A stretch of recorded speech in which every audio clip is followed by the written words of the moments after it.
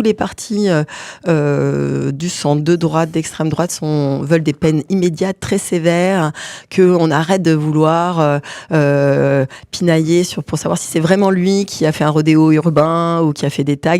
Et en fait, c'est toujours cet imaginaire-là. On convoque le barbare qui est venu à Paris à l'occasion du PSG. Et donc le barbare, c'est celui qui ne partage pas notre langue et nos mœurs. Et c'est vraiment, il y a une dimension un peu colonialiste là-dedans. Et donc c'est celui qui n'habite pas Paris. Donc là, voilà. tu fais allusion. Je fais allusion à la phrase de Monsieur Retailleau quand il était ministre de l'Intérieur. Donc pour cela, il n'y a pas de quartier. En gros, il faut des peines lourdes, sévères, exemplaires, d'incarcération immédiate, de l'exécution provisoire. Voilà. Et puis par ailleurs, très récemment, il a monté un autre discours qui est celui de la justice est trop sévère avec les puissants. Et là aussi, c'est totalement faux. C'est-à-dire que la justice française est désarmée pour travailler sur les questions de corruption.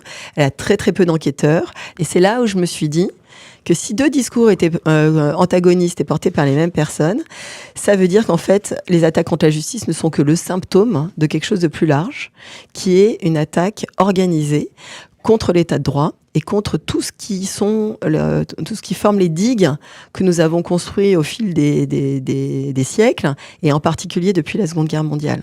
Et c'est là où je me suis dit, il faut sonner l'alerte.